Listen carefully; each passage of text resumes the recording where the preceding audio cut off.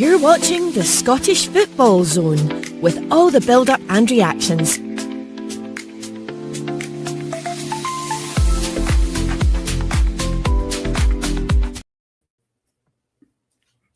Following Celtic in the Europa Cup.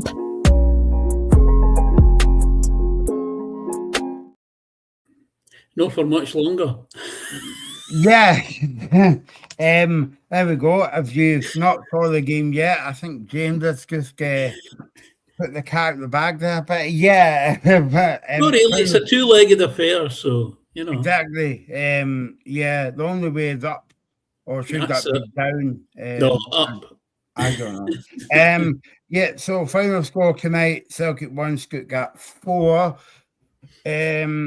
James Elliott has joined us on the show tonight, and I don't know where to start with that performance, James. Yeah, take it away. As you know, Michael, I didn't see the first half because I was doing my radio show, which finished at 9 p.m. So I really only saw the second half. And to be perfectly honest with you, what I seen of the second half, I'm glad I didn't see the first half. It was really, really awful, really awful. Defensively, we were like school kids. Yeah, no, exactly. That was men against boys, James, you know. And I was thinking about, like, obviously Celtic can't do that every week, but you go from a kind of disappointment in the first half to come out a high at the end of the game. And watching that, it was like two different performances, but it was basically the same. If you think about the first half performance with again Kamark, and then tonight for the whole 95 minutes. Yeah, I think what you have to remember as well, of course, is that there's a huge gulf in the class between Kilmarnock, and no disrespect to Kilmarnock and Stuttgart, you know, and Stuttgart really showed Celtic up. Certainly from what I saw of the second half, they really showed Celtic up. I mean, when I heard that it had gone 1-0 and then it had come back to 1-1, I thought, oh, well, you know, maybe there's some light at the end of the tunnel. But then I never saw anything else until I started to watch the second half. And then it was just like downhill all the way, in my opinion. Graham was saying, obviously we'll get into it, but he says Celtic has a real issue with Michael. He's cost him a lot of goals. Two goals tonight. He's cost Celtic, but he cost them throughout the season. And before people get in with a comment saying, it's Michael's gun, you really have to remember that he's been a brilliant goalkeeper over the years since he's came to Celtic. Yeah, I mean, he's a quality keeper. There's no doubt in that. But I think, and I mentioned this to somebody else on a chat group I was in before I came on air, that for me, I feel that the time has come for him to hang up his gloves. Because let's be honest, you know, every footballer, there comes a point in their career when they themselves should know, do you know what, I'm not doing as well as I should be doing. It's time for me to take a step back. And to be honest, I really like Sinisalo. You know, I just don't think he's getting enough opportunities. And I think if he was to get a run in the team, I doubt if Schmeichel would get back in. Let's go back to the beginning of the game, James. It was about 4 minutes. That's why there was 4 minutes into the time at the end of the first half. There was another protest again tonight. And I don't think... I would like to get people's views, but also your views as well. I think that's put off the team a wee bit, because obviously, look, listen, I know that there's a situation there between the supporters and the board, right? But you would think like a big knockout game against Stuttgart, Celtic Park, just get behind the team for 90 minutes.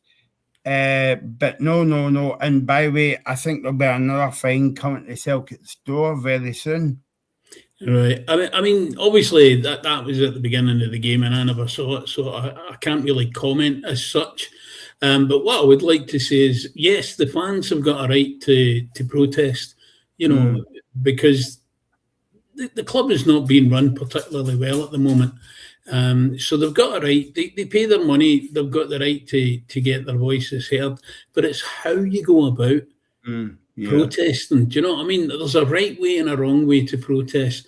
And for me, the Green Brigade are doing it the wrong way. I know it's not just them, and I'm not just placing the blame on them. There's blame to be placed with the board as well. But really, both of them have to stop throwing their toys out the pram, get into a room together, sit down, talk like adults, and work it out for the sake of the team on the park and for the sake of the future of the club. I think you made a comment to me in the week, James, as well, and I totally agree with you, by the way. I think that this goes beyond football. I mean, there's an issue with Peter Lawwell and some of the fans at the moment as well, and I think the word that you use, James, is, and I've used this for quite a while now. I'm not copying you because you said that, but it's entitled in terms of, like, if the fans if the team doesn't win anything, they throw their toys at the plat. I mean, don't get me wrong. I mean that all customers, like, you've got a right to say what's going on at the football club or elsewhere. But I just feel as though that, yeah, there's a time and a place for that. But also, if you want to protest, don't protest in the football stadium. Make your noise outside the front door, because your team is playing a big game. Yeah. I mean, let's be honest, there's a generation of Celtic supporters who have grown up with nothing but success. They don't really know about the team struggling and the struggles that the team has had in the past. That's a long, long time ago to them, you know. And there has always been a certain amount of protest at Celtic when things have gone wrong, but the protests have never really been in the stadium, as you said. The protests have been done out with the stadium. Now, whether or not the protests inside the stadium has an effect on the players, I can't really say. I know that they will say, no, it doesn't affect them. But personally, I think it must have some kind of effect. Because if you're used to, on a big European night, like a full house Celtic Park, screaming and shouting for you to succeed and get forward and score goals, it must lift you. And if you're playing a big European game and it's, relatively speaking, quiet, then it must pull you down a little bit. Surely it must do. Yeah, and because that was because it was a 4 minutes of injury time, the end of the first half. Now, you never saw the protest, that the cameras took you away from it, you know. But apparently there was, like, balls thrown onto the park, and I think it was the same as what was it, Dundee earlier in the season or last season? Dundee United, I think it was. Dundee United as well. But yeah, I mean, I suppose we can leave the protest there, because this is a kind of like football show, but you don't want to see any of that kind of like divide between the fans and the fans and the board and all that. They should be pulling together in a kind of big European night as well. Absolutely. And as I said, I mean, they have a right to protest. Everybody has a right to protest. But when they start attacking personally individuals or dragging their families into it, then I'm sorry, that is just not on. It's okay to protest about the club and to protest about the team, but you leave individuals alone and you leave their families alone, because it's not their issues. Yeah, no, exactly. There's a white line that you cross, and I think supporters kind of oversteps the mark sometimes as well. And yeah, I think the last thing that I would want to say in the matter before we have to talk about the game, and you're like that, oh no, do we have to? It's like, at the end of the day, everybody they're trying their best, they're human beings, and they've got families as well. So, you know, I don't like to see that. But yeah, so let's go on to talk about the game. 4-1, as I said, to Stuttgart. And I know you only saw the second half, James, but I suppose the second half was a kind of carbon copy of the first half. And I would be interested to hear from the Stuttgart manager after that game, because part of that game was it a training match for Stuttgart. Yeah, I mean, certainly in that sort of, was it 5 minutes or whatever it was added on at the end of the second half, it did kind of look that way. And up until they got their fourth goal, it looked like a training game. They were passing the ball, right, left, forward, and they were always finding their players. Celtic, if they tried to pass the ball, 9 times out of 10, they were passing it backwards rather than forwards, or they were going sideways and then backwards, because they just didn't have the quality on the night to really trouble the German team. Yeah, and I mean, Celtic were the home team, but if you didn't know that, you would be mistaken, because obviously, not anyone got any kind of like pass marks tonight. Obviously, I wrote down a few notes about the game, and it was all Stuttgart. Young had a good run in the second half. Obviously, Nygren got the goal for Celtic, and believe it or not, that was 1 each at the time. That seemed like hours ago that happened, and then after that, I don't really know what happened, James. It was. I said before the game that on the show before the game that Celtic Park was, as Martin O'Neill was trying to build it into a kind of fortress again after many years, because I remember Messi coming to Parkhead and saying that, oh yeah, that's a big atmosphere, I play again and all that for Barcelona. But I mean, there wasn't any atmosphere tonight. I thought the supporters were very, very flat from the word go. And but yeah, I mean, Stuttgart deserved the win, take nothing away from them, Yeah, I mean, certainly, as I said, from what I saw in the second half, it really was only one team, and that was the German team, which, as a Celtic supporter and a fan, I find that very disappointing. But as you said, there wasn't any atmosphere. In the second half, there seemed to be big gaps in the crowd as well. Now, I don't know if it was like that from the kickoff, but obviously, the bigger the gaps are in the crowd, then it cuts away at the atmosphere. I always think back to when Martin O'Neill took over the team for the very first time, and the European nights at Celtic Park were absolutely excellent. The crowd drove the team on from the first whistle to the final whistle, and that happened regardless of whether Celtic were winning the game or losing the game or drawing the game. The crowd was 110% behind the team, and it certainly didn't look like that tonight. Alex made a comment in the chat game, James, and because me and Ethan was on before the game. If you can't get up for the game like that, what's wrong with you? What's wrong with this group of players? And that's the thing, James, because obviously I was saying to Ethan on the pre-show, obviously it's the captain's job and Neil's job to get them up for the game. But when you sit back and say, they don't really need to say anything, because like it's a big European game, it's a knockout game at home, albeit the second leg's away next week, but you would want to take that league over to Stuttgart next week, and like none of them are. I'm not going to say none of them look interested, because I think that's a bit unfair. But nobody had that kind of Scott Brown, Yeah, I mean, to be honest, I think across the whole season, that kind of attitude has been sort of missing. In a lot of games, I won't say in many games, but in a lot of games, there does seem to be that flatness amongst the players. Now, I'm not really sure why that is.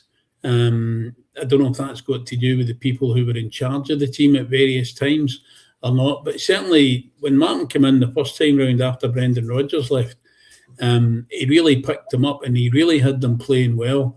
And then, of course, that all changed and Wilfred Nancy came in and it just all completely collapsed. And it seems as if he's having a harder time the second time round to get the players back up to that sort of position of being, right, let's really go for it, I see there somebody just commented about Maida looking disinterested. And to a certain extent, I would agree with that. Possibly the same applies to Hatate. Although I did read something earlier on today where Martin O'Neill says that it's, Hatate doesn't have any kind of problems in that respect. But do you know what? I respect Martin O'Neill, but I can only go by what I see when I'm watching the games, and let's be honest, it's dead easy to talk a good game. It's much more difficult to go out there and play a good game.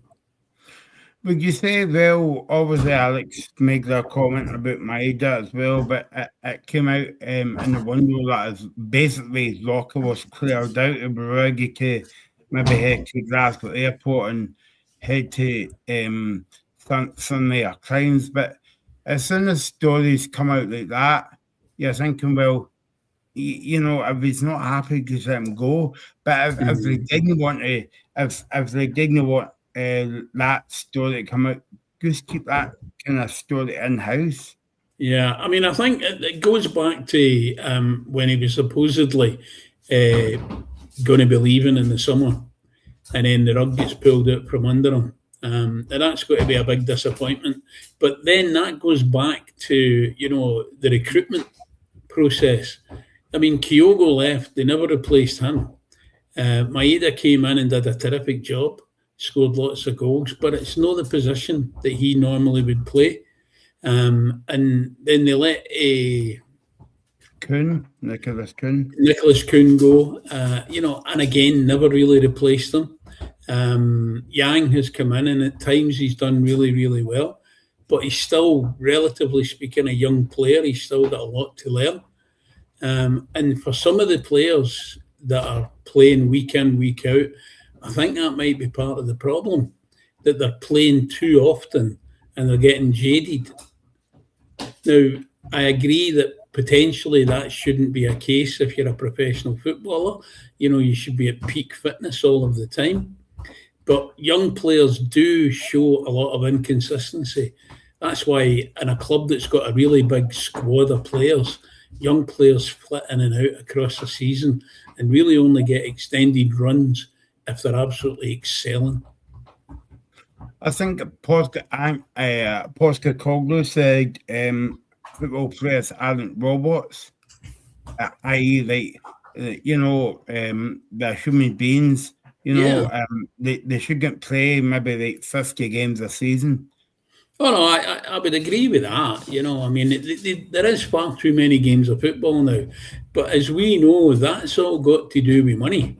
The World Club Championships last summer, that was just about making money. The World Cup, the European Championships, the Nations League, it's all about making money. It's not really considering what effect it has on players, both physically and mentally.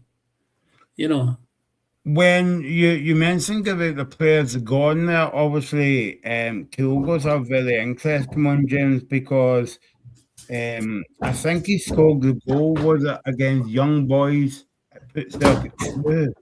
So basically, all the Celtic fans went from a high to say, yes, we've qualified, to the next day waking up and reading the papers that Kyogo's at the airport, he's away. Yeah. As I said, it was one of those really kind of strange things, and to be honest, I never thought he should have gone to the club that he went to. If he was going to go somewhere else, he should have gone anywhere but France, in my opinion. And I think the knock-on effect is still showing. Now that he's gone to Birmingham, I mean, I've seen him coming on for Birmingham and doing really, really well, but he's trying too hard at times.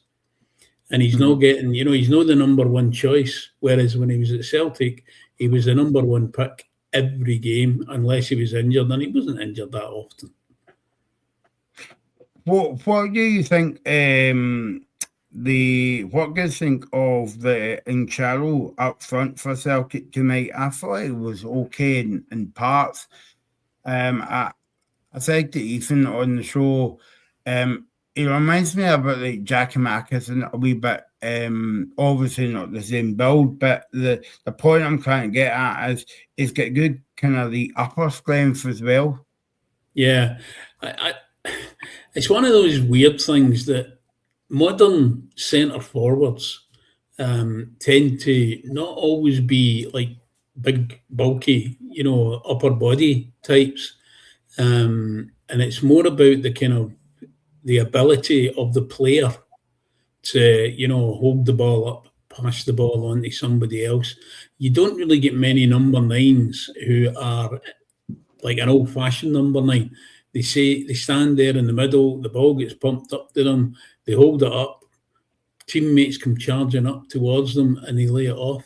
They try to, sort of roll the man, get the goal, which is admirable, but sometimes you just have to think, you know what, I'm not going to get a goal here. I need to bring in other players. Yeah, no, exactly. And obviously, Nigel got the goal tonight. Talk to me about Bernardo because he got about what was it?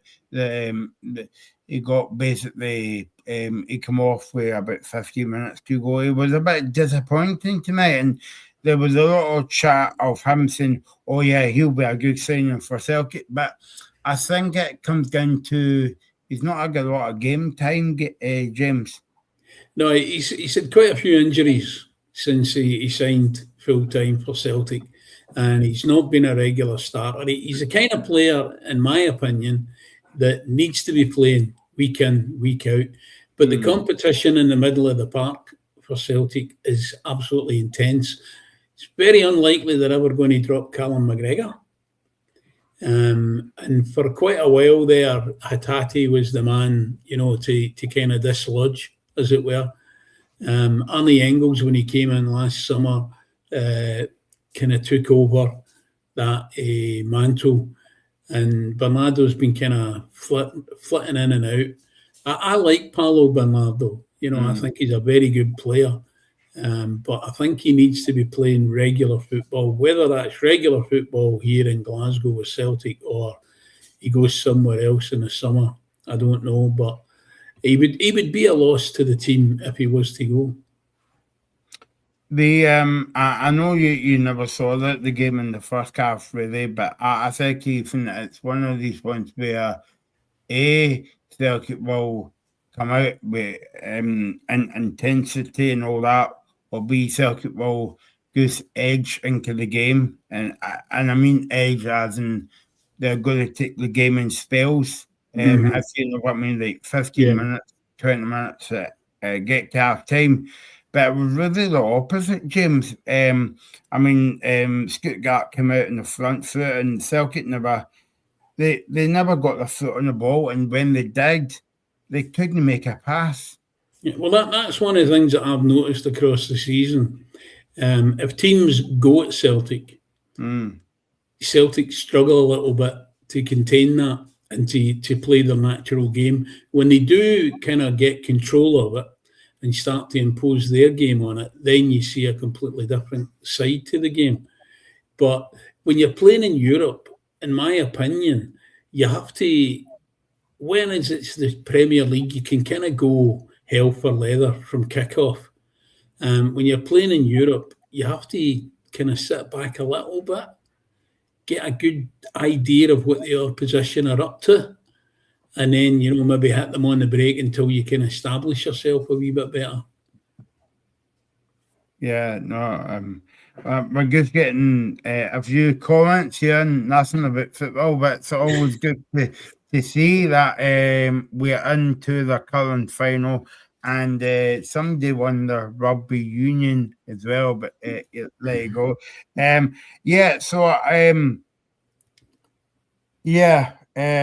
don't actually know where Celtic go from here, and it could have been worse, James, because it could have been 5-1, not for VAR coming to Celtic's mercy in the second half, 4-1, it's an uphill task, but 5-1, it's going to be uphill, many hills. I mean, to be honest, while it would be great in an ideal world that Celtic could progress in the competition, maybe get to the final or whatever, this particular season, I think it would be a great bonus if they go out of Europe and they can then concentrate on the remainder of the league and to a lesser extent the Scottish Cup. Because if you don't win the league, you don't get into the Champions League, you don't have the same kind of money. And I know I've been decrying about money, but at the end of the day, that's the driving force in football now, is the finances. I read somewhere recently about the difference between, what they get when they're in the Champions League and what they get when they're in the Europa League and what they get when they're in the Conference League. And it is night and day. Possibly that's the way it should be, because obviously the Champions League is the premier tournament. But then the clubs that are in Scotland that are likely to get into Europe are obviously Celtic, Rangers, Hearts, possibly Aberdeen, maybe Motherwell, Hibs. But the unfortunate thing is that out with Celtic and Rangers, very few of these teams progress far enough in the tournament for them to grow in a European sense. And certainly Celtic have been going backwards in Europe ever since we did that. We had that great game against Bayern Munich and we're like within a hair's breadth of taking them out of the competition. We're certainly going backwards. Yeah, it's it's a bit like when Martin O'Neill was here the first time and he took Celtic to Seville. Celtic went backwards, and I think Porto won the Champions League in that season. Yeah, as well. So, I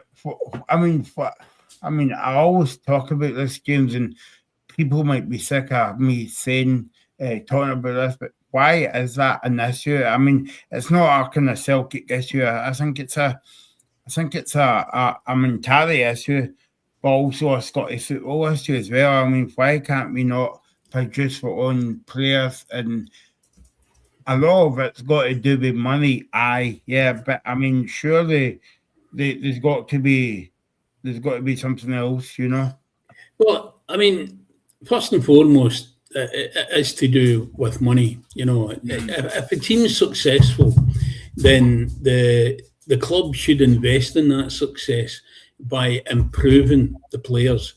So you've got a very good squad of players there and you do really well in Europe, but the next time round you want to go a bit further in Europe, so you need to bring players that have got a bit more quality. To bring in players that will give them a bit more quality, you have to spend a bit more money. And Celtic as a football club have traditionally hated spending money. They have hated it with a vengeance. And that has always been an issue for Celtic. But the players, they themselves should be looking at, can I move to the next level? We've done really well here. Next year, can I be part of a team that is going to take that extra step? And if they're honest enough with themselves, they will know that they've not really got it in them. They're not going to admit and it. I think Let's as be well, honest. No, yeah. And I was just going to say to you as well, Jim, you would think that Bayern Munich was a benchmark, and this year Celtic could go maybe once get further. But again, it all comes back again to the finances. Well, it also comes down to enticing these players to come to Scotland. Let's be honest. It's not the most attractive league in the world. I know Hearts have been doing really well this season, being top of the league and all that, and Hibs are doing well, Motherwell are doing well. But generally speaking, it's a two-horse race every year. And I mean, as a supporter, there's not many supporters want to go up to like Dingwall in the middle of winter. You know, A Wednesday night, so, and for some of these top players, it must be a real culture shock. Yes, you play at the likes of Celtic Park, nice stadium, good facilities, etc. To a certain extent, it's the same at Ibrox, but then you go to some of the other grounds and it's like going back into the Stone Age, and they're going to be thinking to themselves, what the hell have I done coming here? And that is not a problem, of Celtic or Rangers creation. It's just a problem of the country. In terms of our footballing nation, we haven't really grown out with Celtic and Rangers. And as I said, to a lesser extent this season, Hearts obviously are the guys that are in the driving seat. And I take my hat off to them because they've done really well. And I thought, honestly, come round about Christmas time, that's when it's all going to come falling down, round about Hearts' ear. But no, they've gone out there and they've been in games when they've been terrible. But like champions, they've found a way to win, just like Celtic have been doing, with all these last gasp winners. Not great for the heart, but, you have to keep going to whatever time the final whistle is. You have to keep going and you have to believe that you're going to get that equaliser or you're going to get that winner. You've just got to keep going. And sometimes when you watch the Celtic team, especially in Europe, they don't really seem to have that kind of grit and determination. The Bologna game apart, that night I thought they were absolutely excellent, especially considering they went down to 10 men so quickly.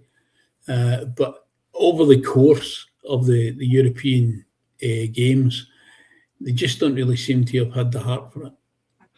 Of course, Martin will say, yes, good game, but I don't know if you saw me say, well, what's the point of being in the competition if you don't want to win it? And I think like there's a bit of turning cheek there, but also there's a bit of kind of thing, well, I'm a professional manager. It's I'm managing the team, and it's like if you've got that mentality, why be in the competition? It's a bit like the Scottish Cup. But what I was going to say, Kay, was, do you think most of the Celtic fans are annoyed how heavily they get beat tonight in the performance levels, but a drag because obviously if they beat Stuttgart over the two games, and if it was a big ask, let's be honest, James, then they can play on a Saturday, because if they were in the Europa Cup, they would have to play catch up. Yeah. I mean, to be honest, I kind of thought to myself, do you know what? It'd be really nice if Celtic could go on, maybe get to the final, maybe win the final, because at the end of the day, it doesn't matter if they win the Premier League then, because they get into the Champions League as the Europa League winners. So that's okay. But that's not going to happen. So the sooner they're out of the competition, and I hate myself for saying it, but the sooner they're out of the competition, the quicker they can start to concentrate on the domestic side of things. And as I said, the Scottish Cup, yeah, but really the league, that's got to be the thing. The league has to be the thing, especially if they want to really be playing in Europe next year. If they want into the Champions League, they're going to have to win the Premier League. But if they want to get into the Europa League, then they're going to have to be like in second place. The Conference League, I don't know. I can honestly say I've never watched a Conference League game since the thing was since it came into being. The Champions League I watch all the time, whether Celtic are in it or not. I really like the competition. The Europa League, I'll watch it if Celtic are playing in it, but if Celtic aren't playing in the Europa League, I'm not interested in it.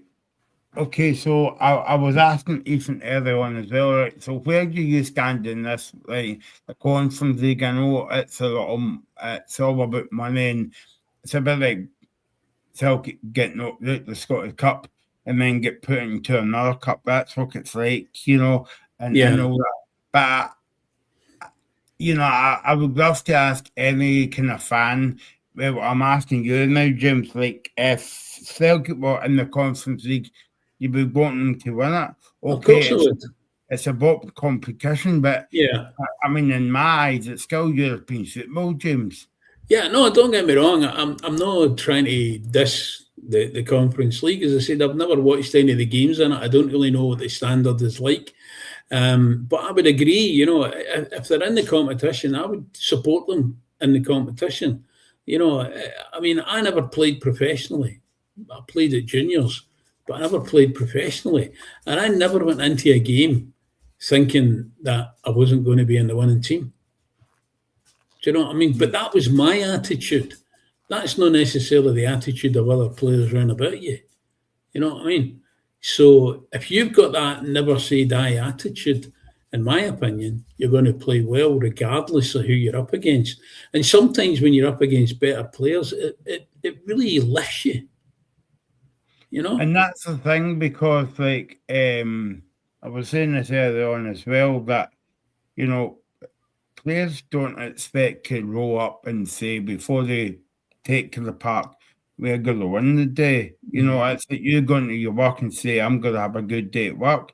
Well, how do you know that? You've got to work hard to make it a good day, or make money for the company, or whatever. And like that should be the same as football players. It's back to the point earlier on where I can understand where Martin O'Neill gives a pep talk before the game at halftime and all that, and the captain McGregor gives it in the huddle. But when you cross that white line, James, it's up to the team, it's up to the individuals. That's why they're called a team. I mean, there's nothing wrong with having the attitude, that you're going to win, no matter what the sport is. If you're going to be successful, you have to have that kind of attitude, right? When you're in a team game, that attitude has to become the team attitude. Everybody has to be, wanting to win that game. And I would like to think that professional football players, whatever team they play for, would think like that every time they cross the line and they're going to start playing a game. There's lots of things can go wrong in a game. Decisions can go against you. If you're in the top league, VAR can completely make an arse of it, as it did on Wednesday night in the Aberdeen Motherwell Cup tie. Spoiled the game, that. But, these things happen. But as an individual and as a team, it is up to you to get over that, to get past that. You can't allow the disappointment to drag you backwards. You often see it when you watch a game of football, sometimes other sports, rugby and stuff like that. Teams are not doing particularly well, and you can actually see it in the body language of the players. But then they go on at halftime or whatever the case is, and they get a right good pep talk, and they come out and they're re-enthused and they're like a different team, But you have to have that attitude from the start. But that attitude has to be across the whole club. It cannot just be the players. It has to be the fans. It has to be the players. It has to be the backroom staff. It has to be the boardroom as well. They have to have that kind of attitude. For me, there are too many people in the Celtic boardroom that are quite happy to pick up their dividend check, but they're not hungry. And a lot of them are maybe not even necessarily football people, And that's the thing that, from a board level, that's the thing that has to change. That's because for a big club like Celtic with lots of money, they're not really acting like a big club. No. But you think about it, right? Celtic are going after a player, right? And they stick in a bid, I don't know, £6 million, right? And somebody else is interested in that player, and they go, right, we'll give you £6 million and a pound more. And Celtic will be like, oh no, we're not going an extra pound.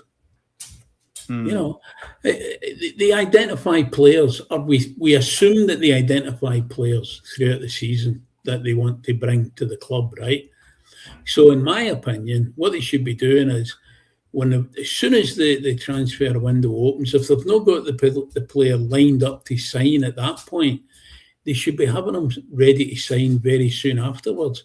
But very often Celtic are running about at the last minute, you know, because for whatever reason, you know, they've hung back, they've waited, they've hoped, you know, maybe pinned their hopes on a player who ends up going somewhere else, you know, and they've not really had another 2 or 3, you know, that they might be able to go to.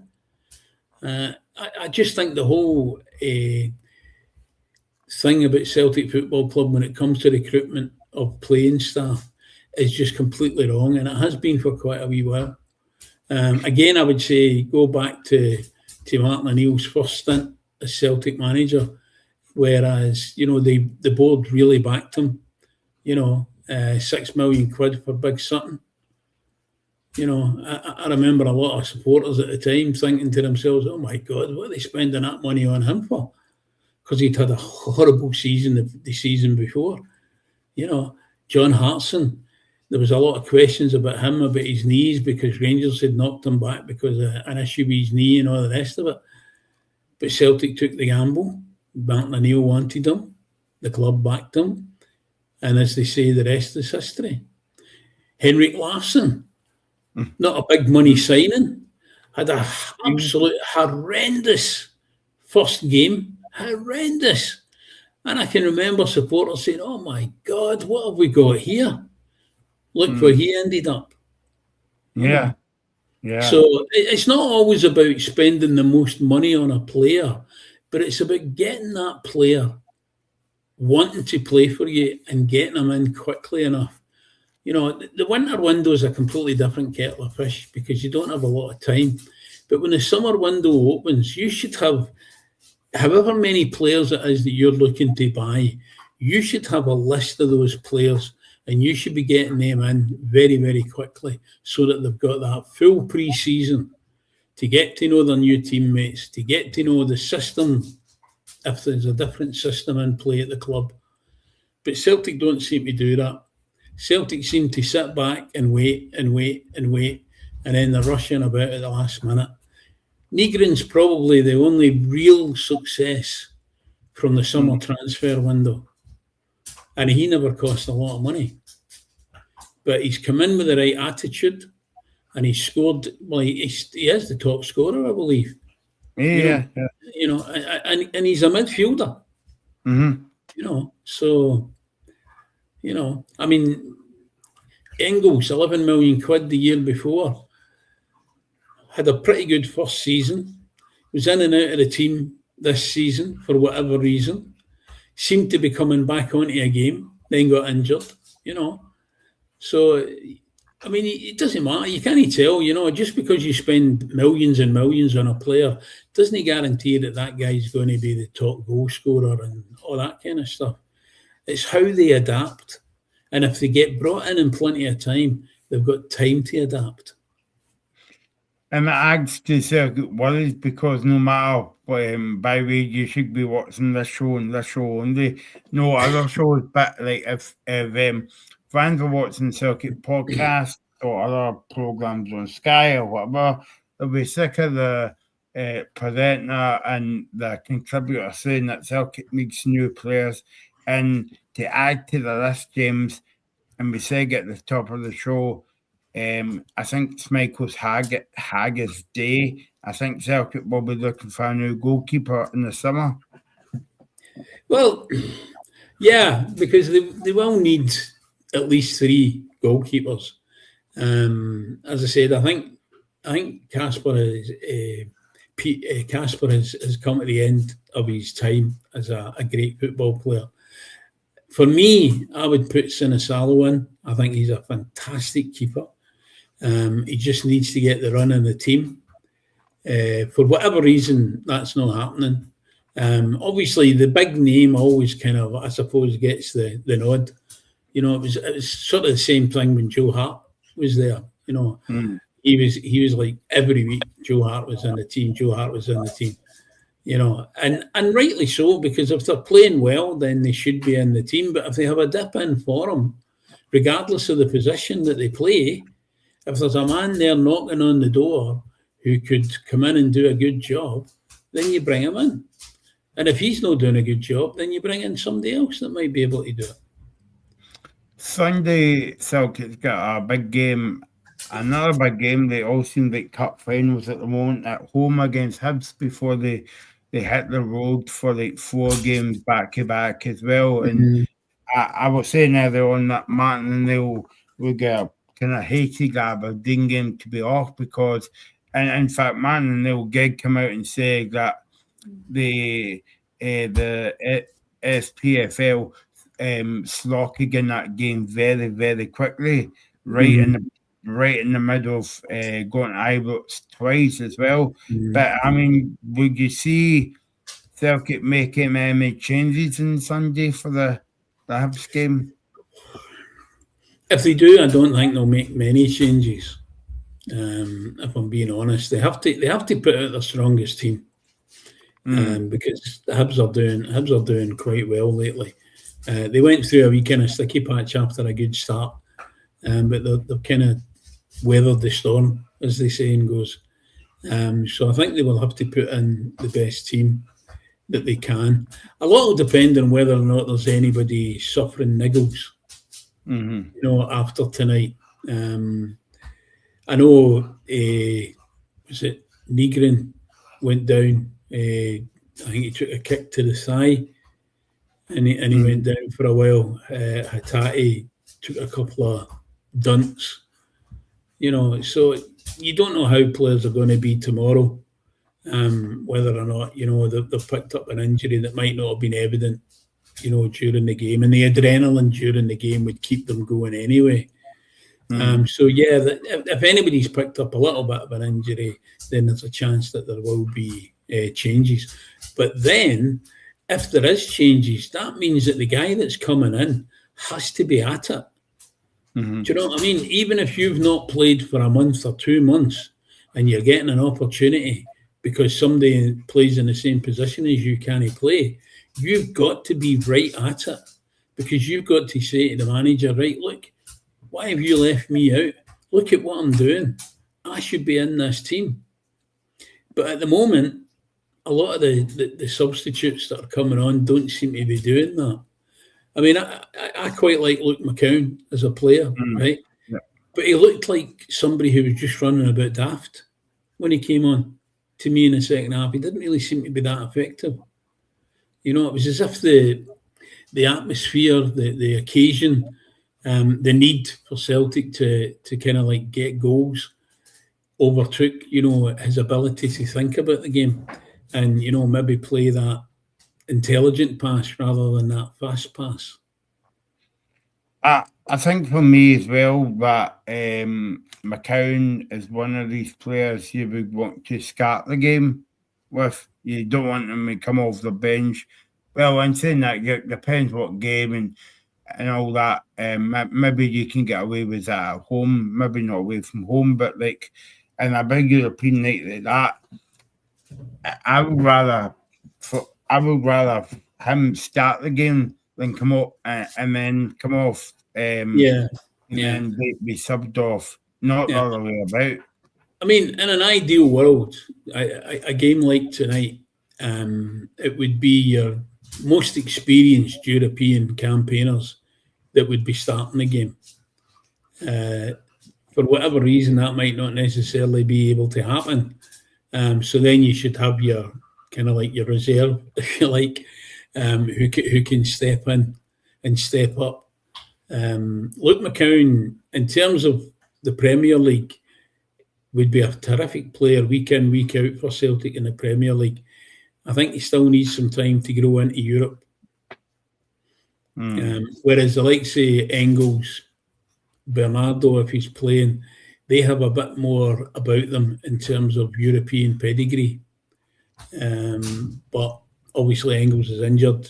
I'm not sure how long he's going to be out for. Bernardo was injured. He's just come back. Carl Vickers. Well, he's going to be out for quite a while, isn't he, Carter Vickers? Yeah. What I do find interesting, actually, talking about the defence. I'm not saying that he shouldn't be using Trusty and he shouldn't be using Scales, right? But they brought in that young lad for Brentford, right? Now, not necessarily in the European context, but he's never been near the first team, as far as I can tell. And I remember watching the boy playing for Brentford, and he's a good player. He's maybe in the league, the cup, something like that. Give him a wee run out, see how he does. Europe might be a wee bit too much for him. But obviously, if you've got a back four and it's a settled back four, then you're going to play them all the time. Araujo has really bedded himself in at right back. Sarachi, when he comes in for KT, looks very, very comfortable, and it doesn't seem to upset the rhythm of the game. So, who knows? I see somebody just popped up a note there about the Conference League, about 11 Scottish teams. Do you agree with that, James? At this moment in time, yes, I would agree with it. Yeah. The Conference League, definite. The Europa League, a little bit of a step up. Champions League, yeah, it's great to get into it, and it's great to, have games against the likes of Real Madrid and all the rest of it. But it is a kind of step too far. Although the new concept of the Champions League is quite good. It gives the, in inverted commas, the smaller clubs more of an opportunity to progress in that tournament. But I would think the Conference League at this moment in time is probably the level of the Scottish teams that are going to be playing in Europe. Yeah, I mean, and I know that we're trying to talk Scottish football, maybe not tonight, obviously after that performance, but I mean, the bottom line is, James, that kind of Conference League was designed for leagues like us in Scotland. Okay, we've got an exciting league and we enjoy watching it and all the rest of it, but when we go up to European football, it's a bit like not one level, not two levels, maybe 4 levels up. Yeah, I mean, the whole thing about Europe and progression in Europe, whatever tournament it is, right, is that you want to progress. So you get into the tournament for the first time, you're not really expecting that you're going to do that well in it. But when you're in the tournament the next time, you would expect to go to the next level. Same would apply the next time you're in, you would expect to go to the next level. And that's what the Celtic supporters were thinking was going to happen after that game against Bayern Munich. And I think to a certain extent, probably Brendan Rodgers was thinking that way as well. But the board, as always, I don't know if Brendan Rodgers went to them and said, we want to buy this guy and he's going to cost us 14 million or whatever it might have been. And the board would have gone, and that would have been it. They'd have been clutching their pearls, and having heart attacks that they thought of spending money. And that's really what it comes down to. Yeah. I suppose, like, I know you mentioned it to me tonight, and we've mentioned it a lot of times when we chatted on the phone and all that. It comes down to money. But I think that if you want Celtic to do well, or the likes of Rangers to do well, or even Hearts to do well in the Champions League, they've got to spend big bucks. Absolutely. They have to be able to have players that are at that quality, if you like, of being a Champions League player, whether they're at the peak of their powers or whether they're, on the way down. But they've got that experience that you need something to help you get over the hurdle and get you to the next level. And when you get to the next level, you have to look at it and say, right, what do we need to get us from here, from A to B, and how much will we have to spend? Because at the end of the day, you're never going to get a team like the Lisbon Lions, players who all came from within 30 miles of Celtic Park. Oh, you'll never see that again. I mean, you're never going to see that. So if you're going to go into the world market, as it were, then you have to be prepared to spend the money. Celtic, very much, Rangers as well, I suppose. Celtic are very much a selling club these days. Bring in young players, develop them, bring them in for, relatively speaking, a small amount of money, and then sell them on, for an absolute fortune. Before we go, and this has been a good counselling session after the game tonight, but I think we touched upon the Hibs game a minute or two ago, but how does Martin O'Neill, Sean Maloney, Cam McGregor pick up the team for Sunday? And I know I said earlier on that it should be up to the individuals, because obviously they would want to win the game, but yes, well, it's great play tonight. There's two ways of looking at it, right? You could look at it and say, right, do you know what, guys? Even though we're going across to Germany next midweek, without this competition, let's concentrate on what we do have an opportunity to win in, i.e. the Premier League, the Scottish Cup, and really build yourself up for that. But you have to be aware that Hibs are a team that's on the rise again, and they're scoring goals. Celtic are not really scoring goals in that respect. We've got players who've come in, that boy Adamu, who scored on his debut with that cheeky wee back heel. Against Dundee. Yeah, I mean, who knows? Who knows what he's going to be like over the rest of the season? But he has to be playing. Do you know what I mean? If you're a football player, no matter the position you play in, you have to play in the game to affect the game. You can't really affect the game if you're sitting on your backside. And sometimes when you come on as a substitute, you're not coming on with enough time to affect the game. Bringing somebody on when there's 4 minutes of added time doesn't really give them a great stretch of the game to go at. Don't get me wrong, sometimes they come on and bang, they've got a goal straight away, and that's absolutely wonderful.